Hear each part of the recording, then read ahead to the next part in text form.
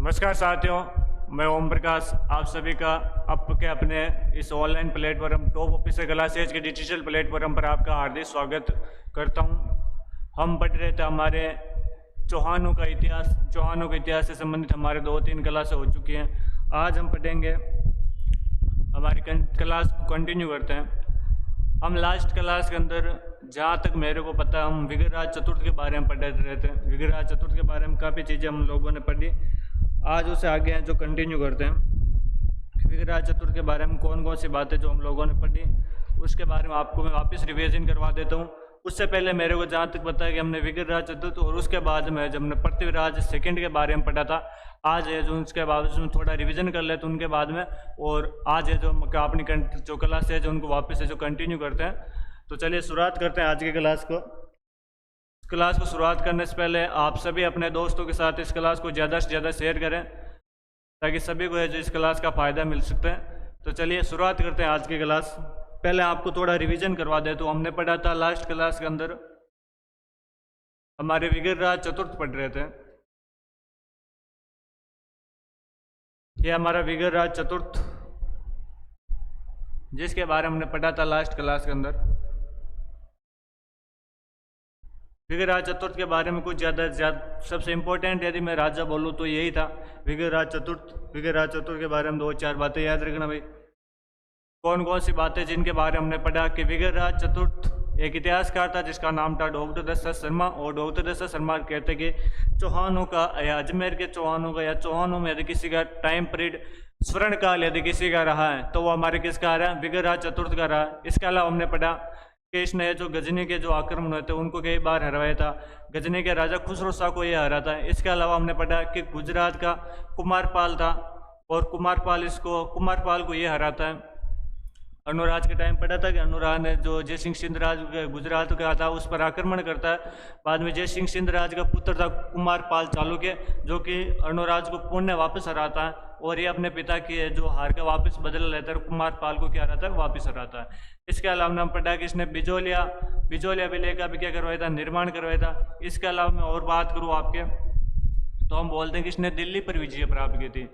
राजपूतों का या राजस्थान का पहला राजा जिसने दिल्ली पर विजय प्राप्त की थी। इसके अलावा हम पढ़ते हैं कि इसने दिल्ली पर विजय प्राप्त की थी, और इसने जो आपके दिल्ली शिवालिक अभिलेख लिखवाया था। हमने दिल्ली शिवालिक अभिलेख के बारे में जहाँ तक मेरे को शायद चर्चा नहीं की थी, तो दिल्ली शिवालिक अभिलेख के बारे में आपको 2 लाइन वापस बता देता हूँ। दिल्ली शिवालिक अभिलेख,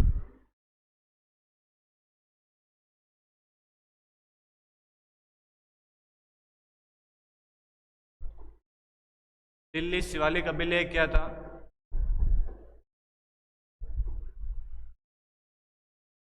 तो हम बोलते हैं कि जो दिल्ली शिवालिक अभिलेख था वो हमारे जो विग्रहराज चतुर्थ है जो अशोक का एक अभिलेख था, और अशोक का टोपरा गांव का अभिलेख था। कौन सा अभिलेख था? टोपरा गांव का अभिलेख था। और जो टोपरा गांव का अभिलेख है वो एक स्तंभ पर लगवाया गया। कहाँ पर लगाया हुआ? हमारे स्तंभ पर एक लिखवाया हुआ अभिलेख है, और स्तंभ के यहाँ पर उसकी एक बाउंड्री बनाई हुई है। इस स्तंभ पर यहाँ तक है जो ऊपर जो बातें लिखी है वो अशोक की लिखी हुई है। ये ऊपर जो बातें लिखी है वो किसकी? हमारे अशोक की है। और यहाँ पर विग्रहराज चतुर्थ बाद में जो नीचे जो पिलर पर लगे हैं, जो पिलर के बाद में जो नीचे जगह बसती हैं उस पर है जो हमारे विग्रहराज चतुर्थ अपने बारे में लिखा देता है। तो ये हमारे टोपरा गांव का अभिलेख था, तो इसके ध्यान रखना। ये जो टोपरा अभिलेख है जो पहले हमारे यहाँ शिवालिक के अंदर था, प्रेजेंट टाइम में जिसको बाद में दिल्ली लाया गया, इसलिए इसको बोलते हैं कि दिल्ली शिवालिक अभिलेख बोलते हैं। तो ये भी ध्यान रखना कि इसने जो दिल्ली शिवालिक अभिलेख भी लगवाया था तो ये हमारा था। इसके अलावा हम बोलते हैं कि इसने आपके अजमेर में सरस्वती कंठापुरी नामक संस्कृत पाठशाला की स्थापना की थी। बाद में हमारे कुतुबुद्दीन ऐबक आता है, और कुतुबुद्दीन ऐबक इस पाठशाला को तोड़कर यहाँ पर है जो 2.5 दिन का झोंपड़ा बना देता है। हम बोलते हैं कि 2.5 दिन झोंपड़े के पास में एक 2.5 दिन का उर्स लगता है पीर पंजाब साहब का, इसलिए इसको जो 2.5 दिन का झोंपड़ा बोलते हैं। इसकी रचनाओं के बारे में हम चर्चा कर रहे थे। इसकी एक रचना है हरकेली नाम की रचना है जो कि 12वीं के किरातार्जुनियम पर आधारित है। इसके अलावा हमने इसके दरबारी विद्वानों के बारे में, सोमदेव इसका दरबारी विद्वान था। सोमदेव के बारे में पढ़ते हैं कि सोमदेव ललित विग्रहराज की, किसकी?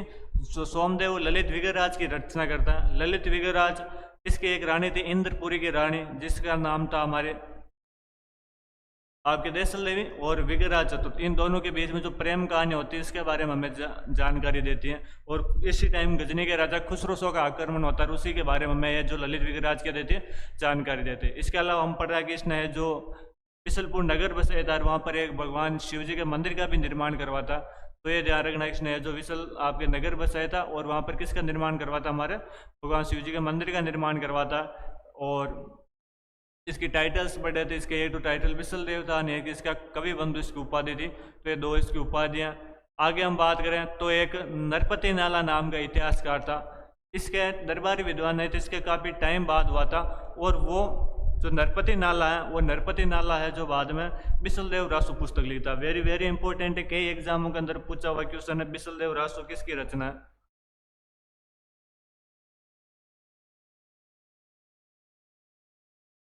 बिसलदेव रासु, तो ध्यान रखना कि जो बिसलदेव रासु पुस्तक है वो बिसलदेव रासु किस पर लिखी हुई है, हमारे विग्रहराज चतुर्थ पर लिखी हुई है। और इसको लिखने वाला कौन था, इसको लिखने वाला नरपति नाला था। कौन था, हमारा नरपति नाला था। तो नरपति नाला द्वारा ये पुस्तक लिखी हुई है। और ये किस पर लिखी हुई है, तो बिसलदेव पर लिखी, सॉरी हमारे विग्रहराज चतुर्थ पर लिखी हुई है। किस पर लिखी हुई है, विग्रहराज चतुर्थ पर लिखी हुई पुस्तक है। इसके अलावा हमने यह भी पढ़ा कि ये जो लिखी हुई है ये हमारी गोडवाड़ी भाषा के अंदर है। कौन सी भाषा के अंदर है, गोडवाड़ी भाषा के अंदर है। और ये जो गोडवाड़ी भाषा है वो हमारे पाली के बाली और जालोर के अहोर के बीच में बोली जाती है, जो कि हमारे मारवाड़ी की क्या है, उपबोली है। तो ये विग्रहराज चतुर्थ जिसके बारे में हमने चर्चा की थी। उसके बाद हमने पृथ्वीराज के बारे में पढ़ा था, पृथ्वीराज सेकंड के बारे में पढ़ रहे थे।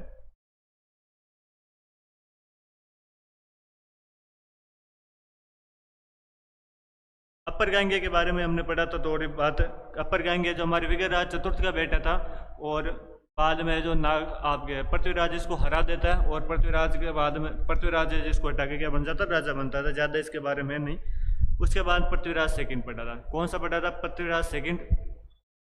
हम बोलते कि एक हास्य विलेख मिला था, और हास्य विलेख के अनुसार हमें क्या क्या कौन कौन सी बातों का पता चलता है। तो हास्य विलेख के अनुसार हमने पढ़ा कि हास्य विलेख हमारे हरियाणा के अंदर लगा हुआ है, और यहाँ पर एक किले का निर्माण करवाता, इसकी जानकारी मिलती है। इसके अलावा पढ़ा कि ये किला अपने मामा गुहिल किलन को, इस मामा का नाम याद रखना कि इसका पृथ्वीराज का मामा का क्या नाम था, गुहिल किलन, गुहिल किलन नाम था। और इस गुहिल किलन को बाद में ये किला सौंप देता है या यहाँ का प्रशासक बना देता है। तो ये ध्यान रखना कि गुहिल किलन कौन था, और यहाँ पर हास्य के अंदर किला बनाता है। और ये हास्य विलेख ये जो चौहानों को क्या बताता है, तो चौहानों को हमारे चंद्रमा के वंशज या चंद्रमा के वंशज बताता है, चंद्रवंशी बताता है। तो ये भी ध्यान रखना। इसके अलावा इसकी रूटी रानी के बारे में हम चर्चा करते हैं कि इसकी एक रूटी रानी थी जिसका नाम था, तो वो रूटी रानी, इससे पहले हमने पढ़ा कि इसका यहाँ पर एक धौड़ गांव का अभिलेख मिलता है। कौन से गांव का, धौड़ गांव का अभिलेख। और ये जो धौड़ गांव का अभिलेख है हमारे भीलवाड़ा के अंदर लगा हुआ है। और इस अभिलेख से हमें यह जानकारी मिलती है कि पृथ्वीराज ने जो अपना राज्य आपके जो ताकत से लिया था, बहुबल से जो प्राप्त किया था, ऐसे जानकारी मिलती है। इसकी रूटी रानी थी जिसका नाम था सुहाव देवी। और सुहाव देवी वहाँ पर मैनाल के अंदर, मैनाल के अंदर एक भगवान शिव जी का मंदिर बनाती है, उसके बारे में हमने चर्चा की थी। मैनाल के अंदर इसका निर्माण करवाती है।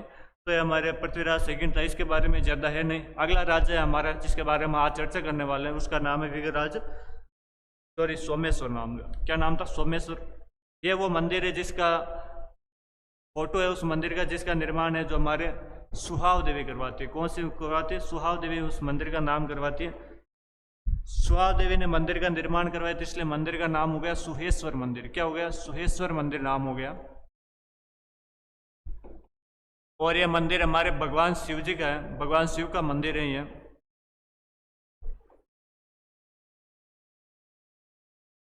भगवान शिव जी का मंदिर है। और इसका निर्माण कौन करते थे, हमारे आपके सुहाव देवी, जो कि पृथ्वीराज सेकंड की रूटी रानी हुआ करती, तो वो इसका क्या करवाती है, निर्माण करवाती है।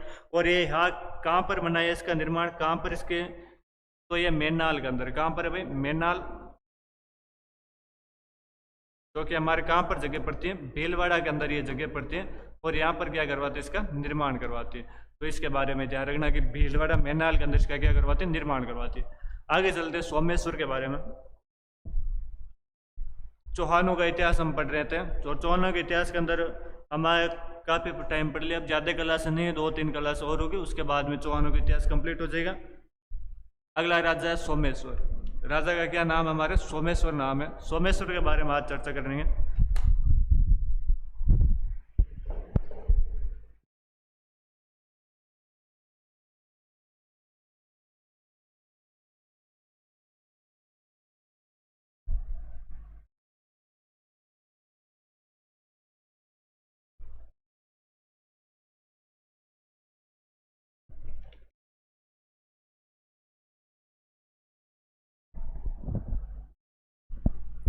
तो चलिए शुरुआत करते हैं आज अगली क्लास से। सोमेश्वर के बारे में देखते हैं। सोमेश्वर के बारे में लिख रखा है सामान्य जानकारी। किसके सामान्य जानकारी के बारे में चर्चा करते हैं, किसके क्या क्या सामान्य जानकारी है। मेरे हिसाब से आपको वो एक मैंने आपको ट्रायंगल बताया था कि कौन किसके बाद में राजा बनेगा। आपको शायद याद होगा कि मैंने बताया था कि अरुणोराज के 2 रानियाँ थी। एक का नाम था सुहा देवी, एक का नाम था आपके कांचन देवी, और कांचन देवी का जो पुत्र था उसका क्या नाम था? सोमेश्वर था। तो इसके मैं पिता की बात करूं, इसका पिता, तो इसका पिता हमारे अरुणोराज होगा। कौन होगा? अरुणोराज इसका पिता होगा। आगे बात करें हम इसकी माता की, इसकी माता का नाम था हमारे कांचन देवी। क्या नाम था? कांचन देवी इसकी माता का नाम था। कांचन देवी माता का नाम था। और पिता का क्या नाम था? तो पिता का नाम हमारे अरुणोराज था। अब बोलते हैं कि यहाँ पर लड़ाई झगड़े चल ही रहे थे। विग्रहराज चतुर्थ की शौरी अरुणोराज की हत्या उसके बेटे जगदेव द्वारा कर दी गई थी। बाद में विग्रहराज राजा बनता है। विग्रहराज के बाद में उसका बेटा अप्रगंगी राजा बनता है। पृथ्वीराज सेकंड उसको हटा देता है। तो यहाँ पर इनके बीच में कुछ सक्सेशन स्ट्रगल चल ही रहा था। तो ये अपने जो कांचन देवी है अपने पुत्र को, इसका नाम था सोमेश्वर, सोमेश्वर को लेकर अपने वहाँ ननियाल, इसके ननियाल चले जाते हैं। इसका ननियाल कहाँ था? तो गुजरात था। गुजरात जयसिंह सिंधराज के वहाँ पर इसका ननियाल हुआ करता था। तो वहाँ पर इसको लेकर चले जाते हैं। ये हम लोगों ने पढ़ा था। और इसलिए हम बोलते हैं कि इसका जो बचपन है,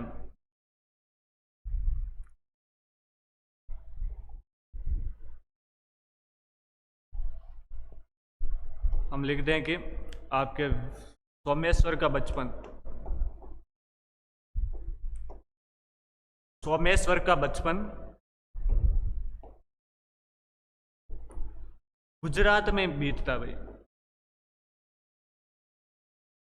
इसका जो बचपन हुआ वो कहाँ पर गुजरता है? तो हमारे सोमेश्वर का जो बचपन है हमारे गुजरात के अंदर ही गुजरता है। तो इसके बारे में थोड़ा ध्यान रखना। इसके अलावा हम बोल देंगे इसका मामा था उस टाइम कुमारपाल चालुक्य।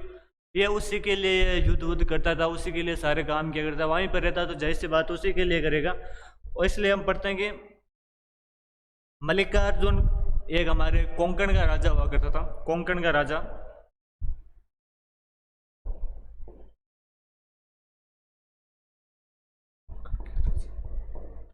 कोंकण के राजा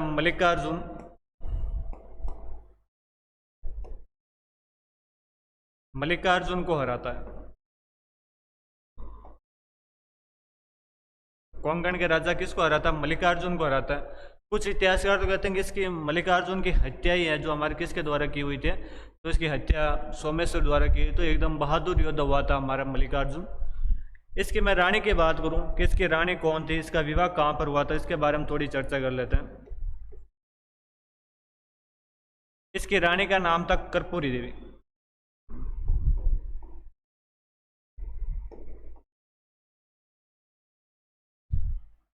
इसकी रानी का क्या नाम था? तो इसकी रानी का नाम था आपके कर्पूरी देवी। और कर्पूरी देवी चैदी के राजा, चैदी के राजा अचलराज कलचुरी की राजकुमारी थी।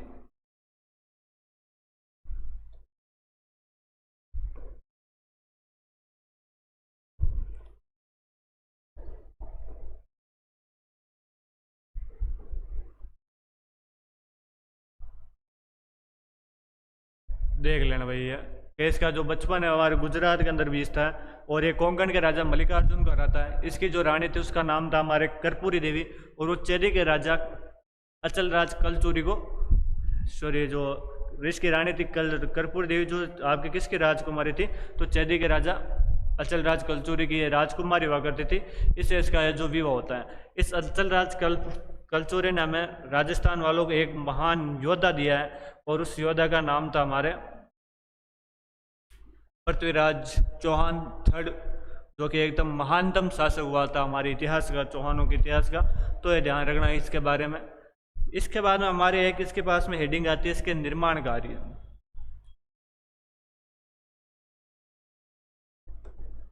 इसके निर्माण कार्य के बारे में हम चर्चा करते हैं कि इसने कौन कौन से निर्माण कार्य करवाए थे, इसके बारे में चर्चा करते हैं। तो इसमें बोलते हैं कि बाद में यहाँ पर पृथ्वीराज सेकंड की डेथ होने के बाद में उसके जो कोई उत्तराधिकारी संघर्ष यहाँ पर नहीं था, उसके कोई बेटा बेटा नहीं था, तो बाद में जो इसको वहाँ से गुजरात से लाया गया, तो इसको यहाँ पर कोई कम ही जानता था, ज़्यादा लोग इसको नहीं जानते थे। तो बाद में ये अपने और अपने पिता, इसके पिता का क्या नाम था, अरुणराज, तो इन दोनों की मूर्तियाँ यहाँ पर लगवाता है। तो ये लिख लेना, स्वयं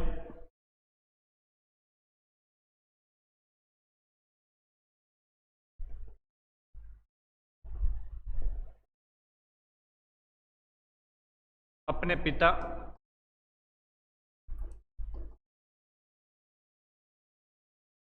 अरुणराज तथा स्वयं की मूर्तियां यहां पर लगवाता है। क्या लगवाता है? मूर्तियां यहां पर लगवाता है।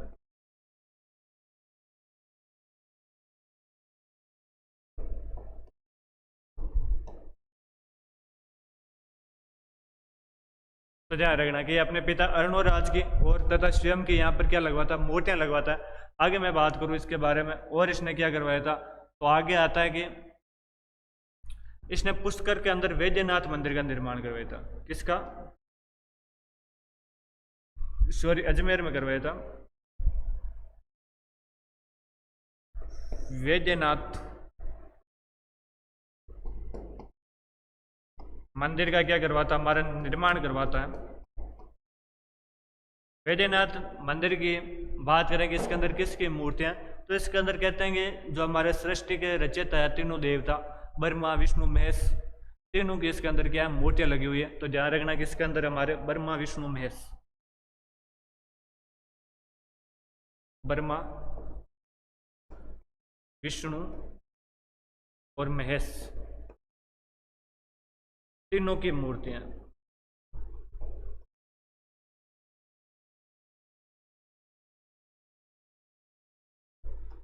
तीनों के यहाँ पर क्या लगे रखे, मूर्तियां लगे रखे हैं। तो ब्रह्मा विष्णु महेश तीनों के यहाँ पर मूर्तियां हैं, और इस वैद्यनाथ मंदिर का निर्माण करवाता है हमारे। तो इसके बारे में थोड़ा ध्यान रखना कि वैद्यनाथ मंदिर का भी निर्माण करवाता है। और बोलते कि इसने 5 मंदिरों का निर्माण करवाया था। किसने 5 मंदिरों का निर्माण करवाया था।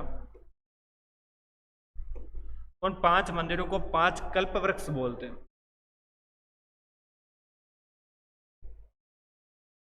ये भी थोड़ा ध्यान रख लेना। तो इसके निर्माण कार्य के बारे में चर्चा की। आगे चलते सोमेश्वर के बारे में।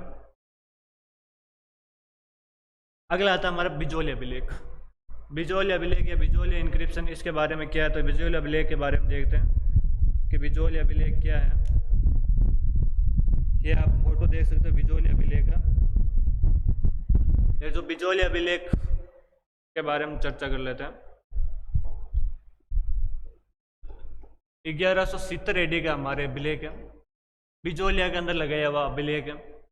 और ये अभिलेख कौन लगवाता है, चौहानों के बारे में क्या हमें चर्चा मिलती है, या हम बोलते हैं कि सोमेश्वर की इसके अंदर क्या बात है, तो इसके बारे में हम देख लेते हैं। चलिए शुरुआत करते हैं। बिजोलिया अभिलेख, बिजोलिया इंक्रिप्शन। बिजोलिया हमारे भीलवाड़ा के अंदर जगह पड़ती है। पिजन मूवमेंट पढ़ते हैं, किसान आंदोलन पढ़ते हैं, तो बिजोलिया का हमारे किसान आंदोलन के अंदर अहम योगदान था। तो अब हमारा बिजोलिया किसान आंदोलन के वो अलग बात है, उस टाइम और चर्चा करेंगे इसके बारे में। तो हाल फिलहाल यहाँ बिजोलिया इंक्रिप्शन, बिजोलिया के बारे में क्या क्या हमें जानकारी मिलती है, इसके बारे में देखते हैं। तो चलिए, ये पहले को ये लगवाता कौन है, तो एक हमारे दिगंबर जैन था, उसका नाम था दिगंबर जैन लालोक।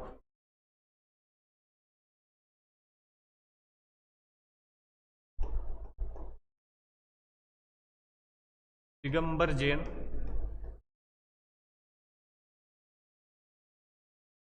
लालोक लगवाता है।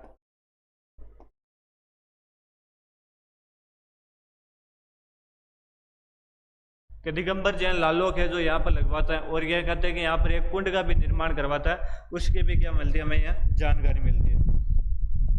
अब इसके लेखक कौन थे, इसके रचनाकार कौन थे, उसके बारे में थोड़ी चर्चा करते हैं कि इसके लेखक कौन थे।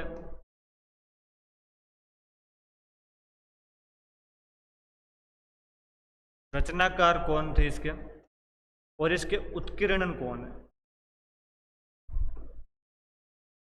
उत्कीर्ण मतलब पत्थर पर जो बाद में उनको लिखता है उसको बोलते हैं उत्कीर्णन। लेखक जो लिखता है, रचनाकार जो रचना करता है, जैसे मैं अभी बोल रहा हूँ तो मैं हूँ यहाँ पर लेखक, और यदि आप किसी मेरे जैसे नोट्स लिख रहे हो तो आप हो गए रचनाकार, और आपके नोट्सों को कोई तीसरा बंदा यदि पत्थर पर या कहीं पर शिलालेख वगैरह पर इंक्रिप्शन वगैरह पर यदि लिखता है तो उसको बोलते हैं उत्कीर्णन। क्या बोलते हैं, उत्कीर्ण या उत्कीर्ण बोलते हैं। तो कौन कौन थे उसके बारे में थोड़ी चर्चा करते हैं।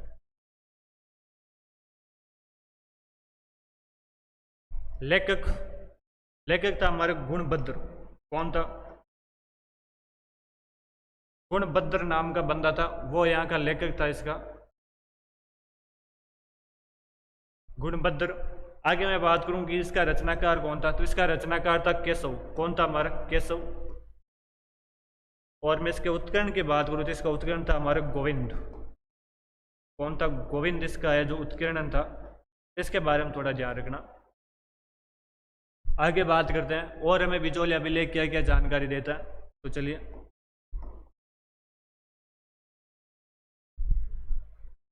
हम बोलते हैं कि चौहानों के बारे में क्या जानकारी देता है, उसके बारे में भी चर्चा करेंगे।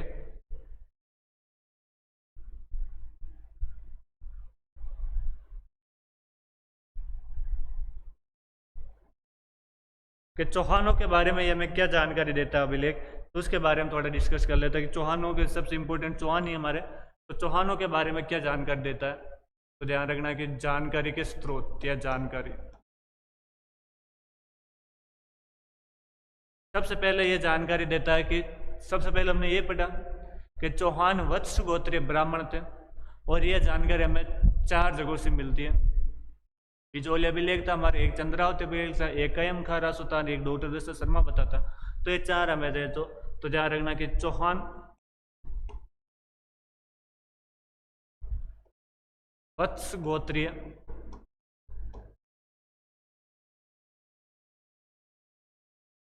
ब्राह्मण थे। ये हमें यदि कोई जानकारी देता है तो वो कौन देता है, हमारा बिजोलिया अभिलेख देता है। इसके अलावा हमें और क्या जानकारी देता है, तो इसके अलावा हमें ये जानकारी देता है कि चौहान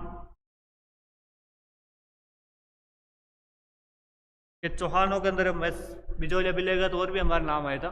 तो हम बोलते हैं कि चौहानों का जो राजा था, आदि पुरुष, मूल पुरुष, फाउंडर, वो हमारे यहाँ पर एक जेल का निर्माण करवाता है, उसका नाम सांबर। तो सांबर जेल का निर्माण वासुदेव द्वारा करवाया गया था, और वो भी जानकारी हमें कहाँ से मिलती है, तो बिजोलिया अभिलेख से मिलती है। तो ये भी लिख देते हैं कि वासुदेव ने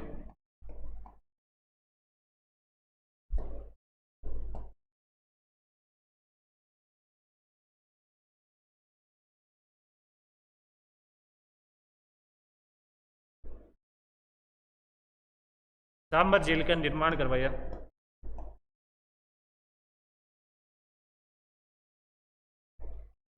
और ये जानकारी हमें कहाँ से मिलती है, तो ये भी जानकारी हमें इसी इंक्रिप्शन से, ये बिजोलिया अभिलेख से मिलती है। इसके अलावा ये और चौहानों के बारे में क्या जानकारी मिलती है, तो विग्रहराज चतुर्थ के बारे में ये कहता है कि विग्रहराज चतुर्थ ने दिल्ली पर विजय प्राप्त की थी। ये भी जानकारी यहीं से मिलती है। तो विग्रहराज चतुर्थ ने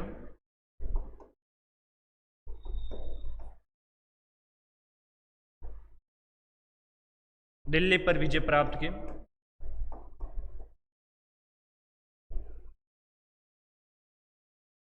और ये जो दिल्ली पर विजय प्राप्त करता है, इसकी जानकारी हमें यदि कहीं कोई देने वाला अभिलेख है तो कौन सा अभिलेख है हमारा, तो हमारा बिजोलिया अभिलेख है। तो इसके बारे में देख लेना भाई, और क्या हमें जानकारी देता है। आगे मैं बात करूं कि और क्या बिजोलिया अभिलेख हमें जानकारी देता है, तो आगे चर्चा करते हैं कि और क्या जानकारी देता है। तो बिजोलिया अभिलेख के बारे में और तो क्या है कि ये शैव और जैन तीर्थों के बारे में जानकारी देता है। किसके बारे में, शैव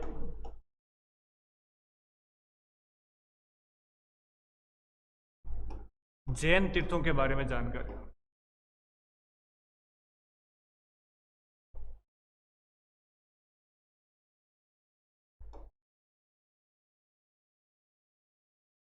शैव एवं जैन तीर्थों के बारे में ये जानकारी देता है। शैव शैव हमारे जो शिव जी के भक्त हुए करते हैं, जो मेवाड़ वाले या सॉरी जो चौहान वगैरह होते हैं वो इनको शैव बोलते हैं। जैन जैन तो आप जानते होंगे, जैनों को जैन बोलते थे। उनके जो कौन कौन से प्रमुख तीर्थ स्थल हुए थे उनके बारे में हमें क्या मिलती है, जानकारी मिलती है। सोमेश्वर के बारे में एक खास जानकारी मिलती है कि सोमेश्वर ने जो पार्श्वनाथ मंदिर था उसको एक गांव दान में देता है, और उसका नाम था रेवणा गांव। क्या नाम था? रेवणा नामक गांव दान में देता है, उसकी भी क्या मिलती है, जानकारी देता है। तो सोमेश्वर ने रेवणा नामक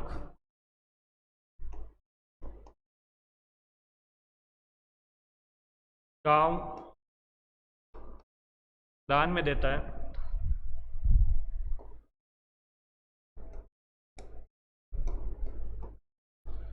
इसके भी क्या मिलती है, जानकारी मिलती है। दान में देने का मतलब क्या होता है कि इस गांव से जो भी इसके बाद में रेवेन्यू टैक्स वगैरह प्राप्त होगा वो इस मंदिर को हो जाएगा। और ये देता किसको दान में? तो पार्श्वनाथ जैन मंदिर को देता है। किसको देता है? हमारा पार्श्वनाथ। तो पार्श्वनाथ जैन मंदिर को ये क्या देता है? हमारा दान में देता है। ये भी देख लेना भाई कि इसने जो रेवणा नामक दान में देता है, और किसको देता है? तो पार्श्वनाथ जैन मंदिर को दान में देता है। यहाँ पर कुछ हमारे प्रमुख उस टाइम प्रमुख कौन कौन से केंद्र हुए थे, उन केंद्रों की हमें प्राचीन नाम मिलते हैं। उस टाइम की जो प्रचलित प्रशासनिक व्यवस्था थी उसके बारे में ये बिजोली अभिलेख हमें जानकारी देता है। उसके बारे में देख लेते हैं कि उस समय की प्रशासनिक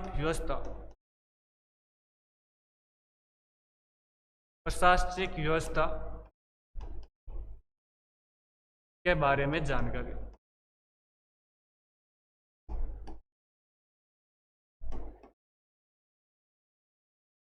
उस समय की क्या क्या प्रशासनिक व्यवस्था थी उसके बारे में हमें जानकारी देता है।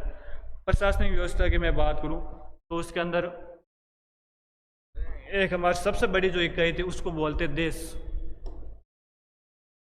देश से छोटा पतन, पतन से छोटा पूर्व, उससे छोटा हमारा पल्ली,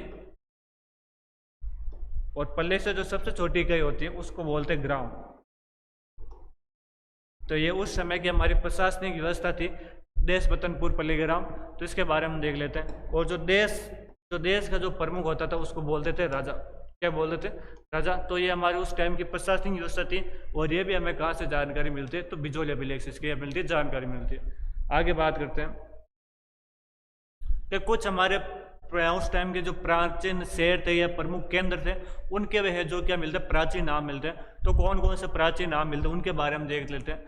सबसे पहले हमारे बिजोलिया का प्राचीन नाम मिलता है, बिजोलिया। और बिजोलिया का जो प्राचीन नाम है वो विजयावली मिलता है। क्या मिलता है हमें? विजयावली। विजयावली इसका प्राचीन नाम मिलता है। मैं आगे बात करूं हमारे, तो एक हमें उपरमाल का प्राचीन नाम मिलता है, उपरमाल। उस उपरमाल को उपमाद्री या उत्तमाद्री बोलते थे। कुछ उपमाद्री बोलते, कुछ इसको उत्तमाद्री बोलते।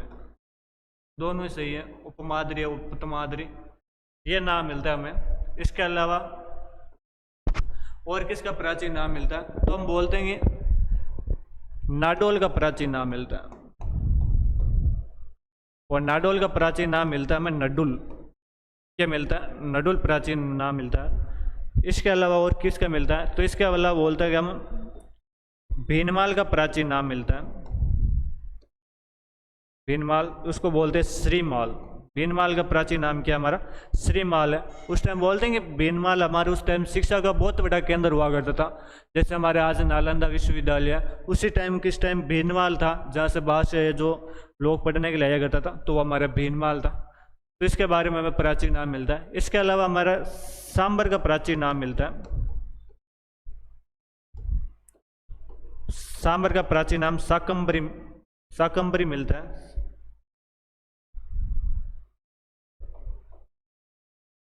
शाकंभरी देख लेना, ये हो गया। इसके अलावा हमें एक नागौर का प्राचीन नाम मिलता है, नागौर। और मैं नागौर के प्राचीन नाम की बात करूं तो नागौर का प्राचीन नाम मिलता है हमें अहिच्छत्रपुर। अहि छतरपुर नागौर का प्राचीन नाम मिलता है। इसके अलावा हमें दिल्ली का भी प्राचीन नाम मिलता है कि दिल्ली का प्राचीन नाम क्या नाम था। तो दिल्ली का प्राचीन नाम था दिल्ली का।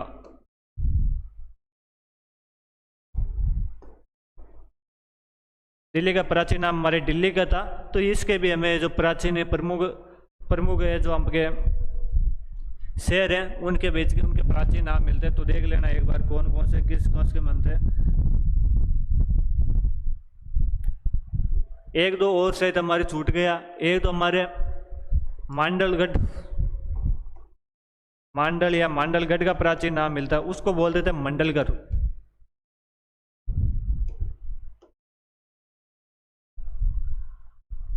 मंडलगढ़ हो गया। और किसका छूटा तो एक याद कर लेते, देखते हैं। बिचौल हो गए, उपरमाल, नाडोल, बीनमाल, सांबर, नागौर, दिल्ली, लगभग हो गए। एक दो है तो बाद में याद आएंगे, तुम लिखा देंगे, ऐड कर लेंगे बाद में, थोड़ी जगह रख देना ना। हाँ, बीनमाल पे एक जगह, बीनमाल बाद में एक जगह आता था हमारे जालोर, जालोर जिले में आता था। अभी प्रेजेंट टाइम अलग कर दिया इसको। अभी प्रेजेंट टाइम में भीनमाल है वो हमारे सांचौर में चला गया। तो जालोर का प्राचीन नाम मिलता है हमें और इसका प्राचीन नाम है जाबालीपुर। तो इन प्रमुख शहरों के क्या हमें मिलते हैं, प्राचीन नाम मिलते हैं। और ये नाम हमें कहाँ से मिलते हैं, तो हमें आपके जो बिजोली अभिलेख, इससे जो प्राचीन नाम मिलते हैं। एक बार वापस से आपको बिजोली अभिलेख के अंदर देख लें, इंपॉर्टेंट अभिलेख है बिजोली अभिलेख।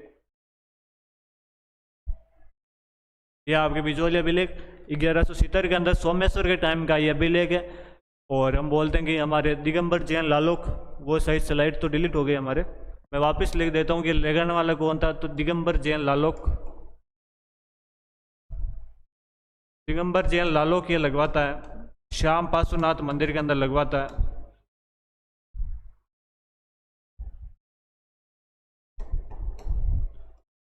और मैं बात करूं कि इसका लेखक कौन था,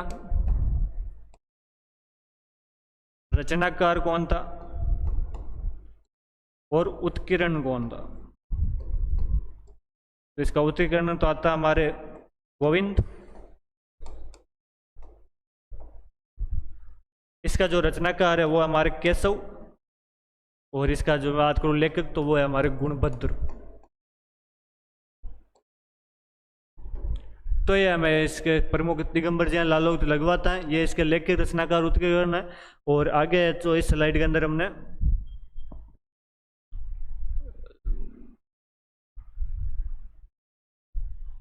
ये था।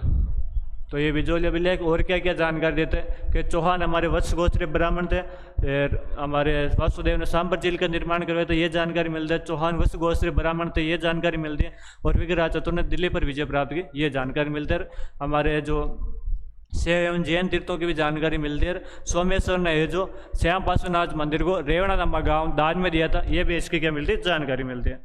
आगे चलते हैं। इनकी प्रशासनिक व्यवस्था के बारे में जानकारी मिलती है। प्रशासनिक व्यवस्था देश वतनपुर पल्लीग्राम, इसकी प्रशासनिक व्यवस्था हो गई। आगे चलते हैं। तो सबसे बड़ी इकाई है ना, ध्यान रखना कि सबसे बड़ी इकाई है वो हमारे देश, सबसे जो बड़ी इकाई उसका क्या नाम, हमारे देश। और जो सबसे छोटी इकाई है उसका नाम है ग्राम। तो जो ग्राम है वो हमारे कैसे छोटी इकाई है। और जो सबसे बड़ी इकाई है उसका क्या नाम है, देश। और देश का जो प्रधान होता है उसको क्या बोलते हैं, राजा बोलते हैं। इसके अलावा इसके प्रमुख शहरों के हमें प्राचीन नाम मिलते हैं। देख लें, विजोलिया, विजयवली, आपके नडोल का नाडोल, उपरमाल का उपमाद्री, श्रीमाल का श्रीमाल बीनमाल का है, जाबालीपुर जालोर का, नडोल नाडोल का है, छतरपुर नागौर का है। ये इसके अलावा हमारे दिल्ली का है। और मंडलगढ़ आपके मांडलगढ़ का इसका प्राचीन नाम है। तो ये इसके बारे में देख लें, ये भी हमें जानकारी कहाँ से मिलती है। तो ये जानकारी हमें कहाँ से मिलती है, विजोली अभिलेख से मिलती है। इंपॉर्टेंट अभिलेख है, कई बार इसका क्वेश्चन आ रखा है। वैसे हम MCQ या प्रीवियस क्वेश्चन सोल्व करेंगे तो उसके बारे में इसकी पुण्य वापस चर्चा करेंगे। चलते हैं आगे।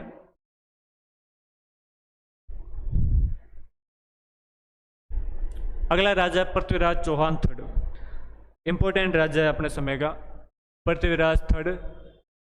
और इसका टाइम पीरियड हमारे 1177 से लेकर 1192 तक, 1177 से 1192 तक इसका टाइम पीरियड रहा। इसकी जानकारी के बारे में हम थोड़ा देख लेते हैं, इसकी क्या क्या जानकारी हमें मिलती है। जानकारी के बारे में, इसके जानकारी के स्रोत क्या क्या है। इसके पहले सबसे पहले पिता कौन थे, तो इसके पिता हमारे सोमेश्वर।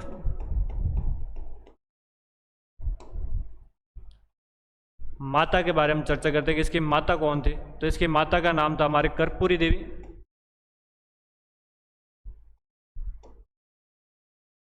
कर्पूरी देवी इसकी माता का नाम था। आगे मैं बात करूं, पिता हो गया, माता हो गया। आगे बात करूं कि ये इसका जो जन्म है वो हुआ था हमारे 1166 में। कब हुआ था? 1166 में इसका जन्म होता है। और हम बोलते हैं कि ये मात्र महज 11 साल की उम्र के अंदर राजा बन गया था। तो ध्यान रखना, मात्र 11 साल की उम्र में।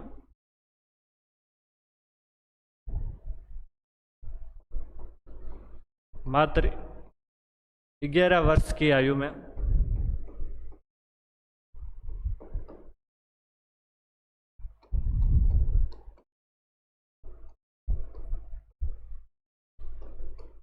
मात्र 11 वर्ष की आयु में यह राजा बनता है। तो इसके बारे में ध्यान रखना कि 11 वर्ष की आयु में क्या बनता है, हमारा राजा बनता है।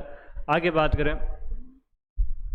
और इसके बारे में कहते हैं, मैंने आपको एक बात पहले बताई थी कि जब राजा छोटी उम्र के अंदर जब राजा बनता है तो उसका जो सिंहासन किसी व्यक्ति को सुरक्षित गार्जियन वगैरह बनाया जाता है। इसके अलावा हमने पढ़ा कि आपके बनवीर को आपके विक्रमादित्य का प्रशासक बनाया था, या मैं बोलूँ कि उसका संरक्षक बनाया था।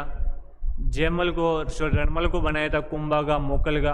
तो जब राजा छोटी उम्र के अंदर हुआ करता था तो उसका कोई ना कोई गार्जियन संरक्षक या संरक्षिका होती थी। जब पुरुष संरक्षक होता है तो उसको संरक्षक बोलते हैं, जब महिला होती है उसको संरक्षिका बोलते हैं। तो कौन इसके गार्जियन बने थे उसके बारे में थोड़ी चर्चा कर लेते हैं कि कौन कौन इसके गार्जियन थे। तो इसका जो गार्जियन था वो इसकी माता थी। इसके जो संरक्षिका थी वो कौन थी? इसकी माता। और माता का नाम था हमारे कर्पूरी देवी। क्या नाम था? हमारे कर्पूरी देवी इसकी माता का नाम था, जो कि क्या थी? इसकी संरक्षिका थी। इसके बारे में ध्यान रखना। ये हमारे पृथ्वीराज चौहान की फोटो भाई, एकदम खतरनाक डील का डायक की टाइप का आदमी हुआ करता था। चौहानों के अंदर यदि कोई महानतम शासक हुआ तो हमारे पृथ्वीराज हुआ।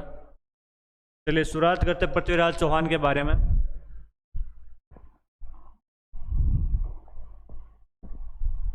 पहला आता हमारा नागार्जुन का दमन।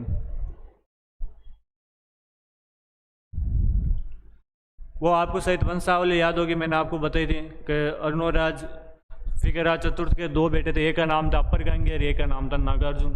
अपर गांगे को तो पृथ्वीराज सेकंड हटाकर राजा बन जाता है, पीछे बचता है नागार्जुन। नागार्जुन को राजा बनने का मौका नहीं मिला।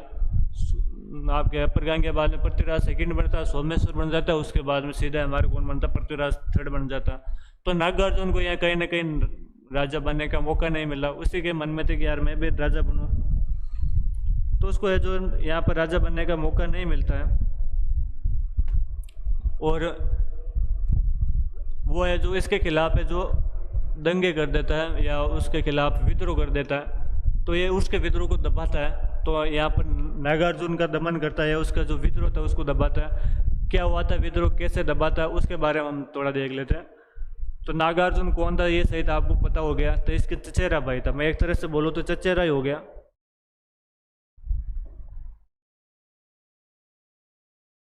अपने भाई, अपने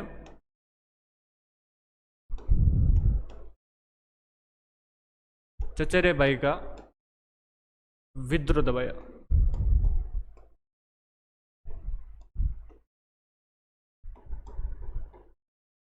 चचेरे भाई का ये विद्रोह दबाता है और उसका क्या नाम था? नागार्जुन। इस टाइम जब नागार्जुन इसका प्रमुख केंद्र बनाया था, उसका नाम था, वो जगह इंपॉर्टेंट है, उसका कौन से जगह इसने प्रमुख केंद्र बनाया था, तो उसके बारे में देखते हैं कि नागार्जुन का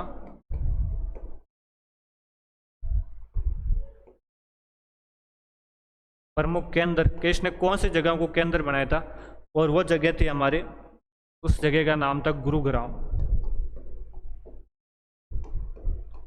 गुरुग्राम जिसको हम गुड़गांव के नाम से जानते हैं, तो इस गुड़गांव को ये प्रमुख केंद्र बनाता है और यहाँ पर है जो इसके खिलाफ विद्रोह करता है। तो ध्यान रखना कि इसके खिलाफ विद्रोह कहाँ पर करता है, हमारे गुड़गांव के अंदर इसके खिलाफ विद्रोह करता है। और मैं बात करूँ यहाँ पर नागार्जुन का जो सेनापति था,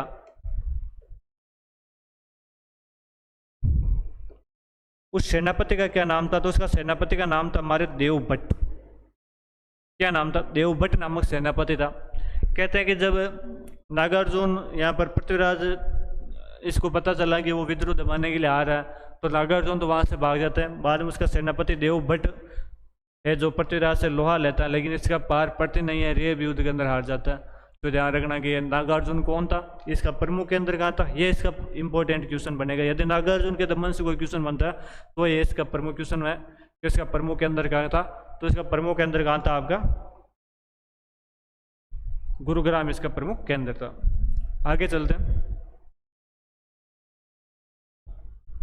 अगला आता बंडानकों का दमन। बंडानकों का दमन क्या है, इसके बारे में देखते हैं कि बंडानकों का दमन क्या था। 1182 के समथिंग, कब? 1182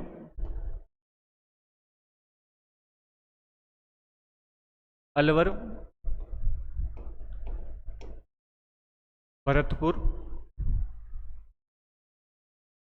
और एक क्षेत्र है हमारे मथुरा। मथुरा यूपी के अंदर है। ये तीनों क्षेत्र हमारे उधर बॉर्डर के पास में, वैसे इनकी बॉर्डर भी आपस में टच होती है, पास पास के हैं आप।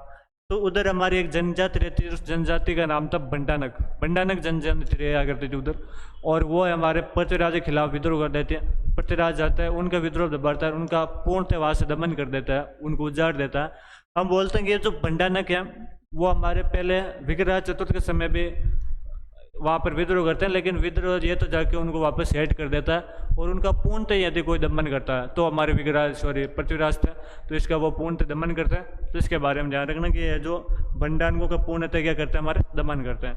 और बंडानक जनजाति 1182 के अंदर अलवर, भरतपुर और मथुरा वाला जो क्षेत्र है, इस क्षेत्र के अंदर पृथ्वीराज सेकंड के खिलाफ क्या कर देती है, विद्रोह कर देती है। और एक ये भी इसके अंदर इंपॉर्टेंट है कि ये हमें जानकारी कहाँ से मिलती है कि इसने बंडानकों का दमन किया था। एक इतिहासकार हुए थे जिनका नाम था जिनभद्र सूरी।